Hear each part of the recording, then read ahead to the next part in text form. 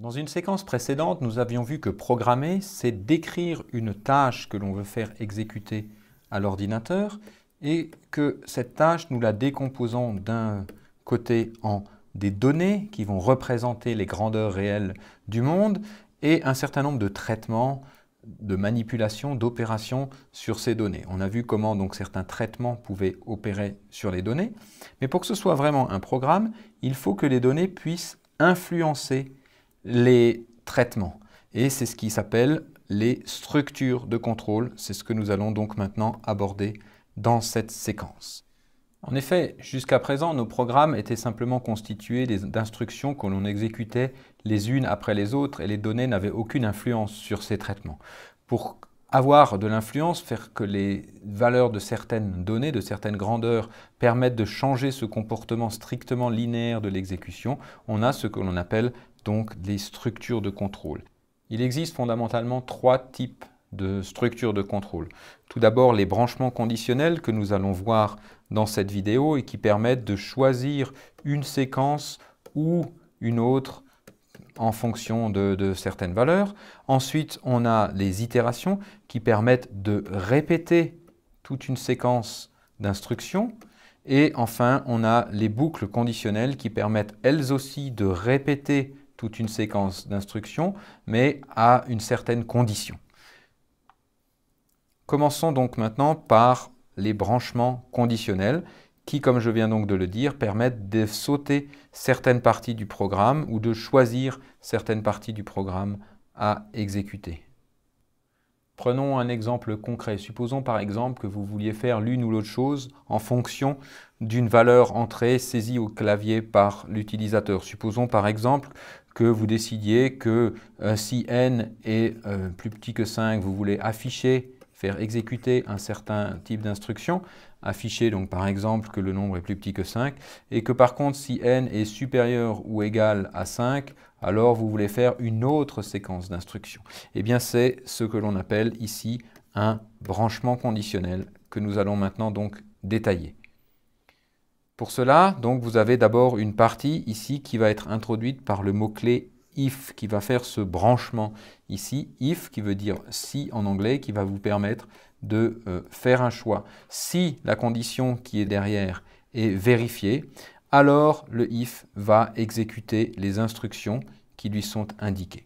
Et éventuellement, vous pourriez avoir une partie sinon, qui en anglais s'écrit avec le mot-clé else, qui se trouve ici, qui, si la condition n'est pas vérifiée, alors va faire que c'est cette deuxième partie qui va s'exécuter. Le schéma général est donc le suivant. Nous avons le mot-clé if, qui va être suivi d'une condition entre parenthèses. Nous reviendrons plus tard sur les conditions, puis une accolade ouvrante, un bloc d'instructions que l'on veut voir exécuter si la condition est vraie. Lorsque la condition sera vraie, c'est ce bloc d'instructions qui va s'exécuter. Et puis une accolade fermante. On peut ensuite avoir éventuellement le mot-clé réservé else, de nouveau une accolade ouvrante, un autre bloc d'instructions ici que je mets en bleu et qui s'exécutera si la condition est fausse. Voilà donc pour le schéma général, mais regardons maintenant pas à pas un exemple particulier.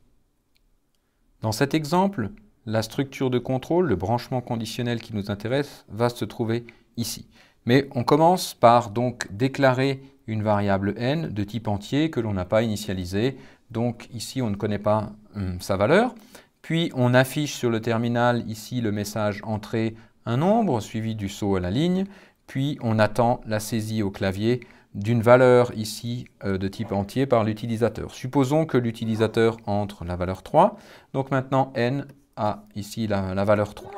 On arrive donc à notre branchement conditionnel qui a été introduit par le mot-clé if ici, puis qui a donc sa condition entre parenthèses n inférieur à 5.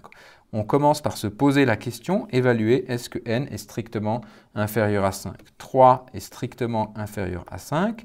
Ici, la condition est donc vraie et donc on va rentrer dans le code, le bloc ici, qui est directement sous le if. Donc ce qui se passe, c'est que l'on arrive ici à l'exécution du cout. Votre nombre est plus petit que 5, c'est le message qui s'affiche. L'exécution continue ensuite après le bloc, c'est-à-dire donc ici qu'on va sauter directement à l'instruction ici qui affiche le message au revoir et le programme se termine. Qu'en est-il maintenant si, par exemple, à cette étape ici, l'utilisateur avait entré la valeur 7? Alors, à ce stade, le programme va de nouveau se poser la question, est-ce que 7 est strictement inférieur à 5? Mais ici, la condition va être fausse. 7 n'est pas strictement inférieur à 5. Comme la condition est fausse, le if va cette fois-ci sauter dans la partie else, va complètement ignorer la partie précédente pour se brancher directement, et d'où le nom branchement conditionnel, va pour se brancher directement, donc ici, sur cette ligne d'affichage qui va dire que le nombre n est supérieur ou égal à 5. Puis on va continuer l'exécution du programme après le bloc, la suite du programme qui suit le bloc de branchement conditionnel, et donc afficher le dernier message au revoir.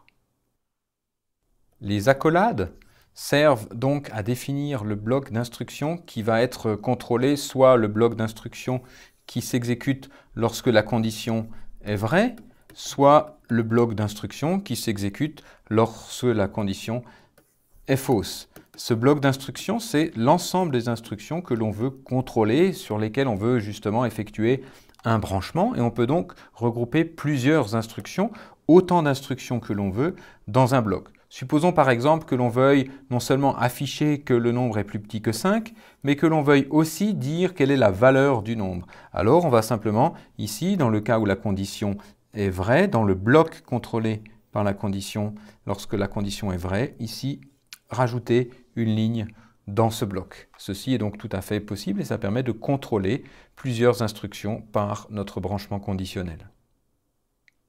Lorsqu'un bloc comprend qu'une seule instruction, l'accolade est tout à fait optionnelle. Je vous encourage cependant de toujours utiliser des blocs et toujours de mettre ces accolades de sorte à rendre le code plus facilement lisible et plus facilement maintenable, mais je signale simplement que ces accolades sont optionnelles au cas où vous rencontriez ce genre de code.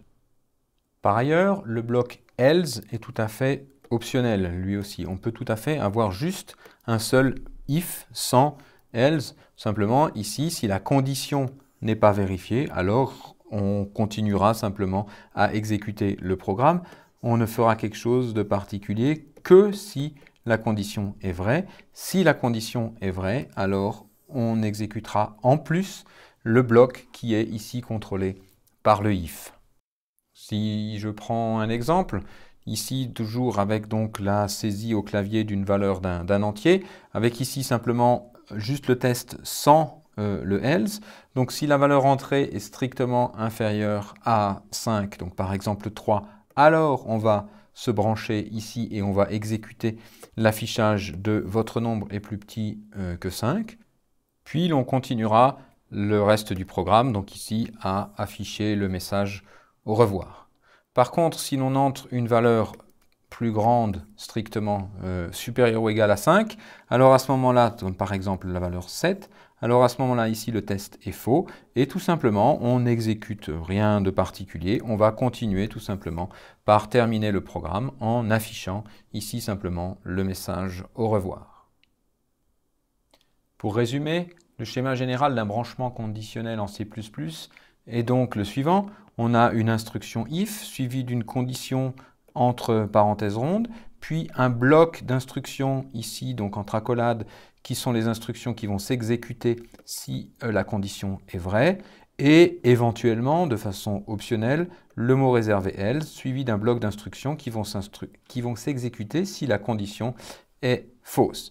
Et ces instructions ici, qui sont dans les blocs, sont des instructions C++ tout à fait générales. Elles peuvent en particulier elles-mêmes contenir d'autres if. C'est ce que l'on appelle des choix imbriqués. Prenons un exemple. Supposons par exemple que si on ait trois valeurs, donc x, y et z, et qu'on veuille tester comment elles se positionnent par rapport à leur égalité, savoir si x est égal à y, savoir si x est égal à z, ou savoir si les trois variables sont égales. On va commencer donc par exemple par faire un test si x est égal à y, et là, vous voyez, donc on va avoir tout un bloc si x égale y qui va aller jusqu'ici. Donc ça sera vrai si x égale y, et si x est différent de y, alors à ce moment-là, ça sera tout cet autre bloc ici qui sera exécuté.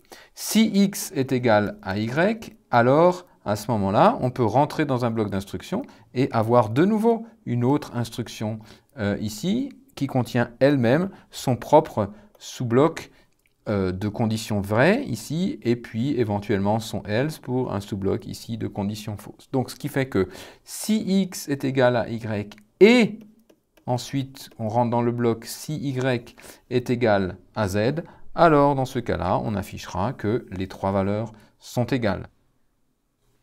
Sinon, si x est égal à y mais que y n'est pas égal à z, alors à ce moment-là, on exécutera cet affichage. Seules les deux premières valeurs sont égales. Et on pourrait procéder de la sorte aussi dans le cas où x est différent de y. Évidemment, il ne faut pas abuser de ce genre de solution. Pratiquement, si vous avez plus que 3 niveaux, alors à ce moment-là, le code devient vite illisible. Illustrons maintenant très concrètement l'exemple précédent avec par exemple le cas où on a trois variables x, y et z qui ont tous les trois la valeur 1. On commence ici donc par le premier if. Est-ce que x est égal à y? Oui, 1 est égal à 1. Donc à ce moment-là, on va rentrer dans ce bloc ici. On va pouvoir donc exécuter le deuxième if ici. Est-ce que y est égal à z? Donc on se pose la question, est-ce que les deux valeurs sont égales? Ici, oui, 1 est égal à 1, donc on va rentrer ici dans cette ligne et le message qui va s'afficher, c'est les trois valeurs sont égales. Puis le programme va continuer à exécuter la suite. Ici, il n'y a pas de suite à exécuter. Exécuter la suite du premier bloc, ici de plus haut niveau, il n'y a toujours pas de suite. Et donc là, ici, le programme se termine. Supposons maintenant que l'on ait des valeurs différentes. Par exemple, que l'on ait les valeurs 2 dans z et dans y et qu'on ait la valeur 1 dans x. Alors, la première condition, ici, va commencer par s'exécuter. Est-ce que 1 est égal à 2? Bien sûr que non. Et donc, la condition ici est fausse, ce qui fait qu'on va se brancher ici sur le bloc else correspondant. Et donc, on va rentrer dans l'exécution de ce bloc ici par donc, le test de ici une deuxième condition. Est-ce que x est égal à z? Est-ce que 1 est égal à 2? C'est aussi faux. Et donc, ce deuxième if va lui-même ici se brancher sur un bloc qui va s'exécuter, qui est le bloc qui va s'exécuter ici, lequel bloc commence lui-même par une troisième instruction if qui va évaluer sa condition. Est-ce que y est égal à z? 2 est égal à 2, oui. Et donc, à ce moment-là, on va exécuter le bloc qui est contrôlé par la condition vraie. Et donc, ici, on va afficher que les deux dernières valeurs sont égales.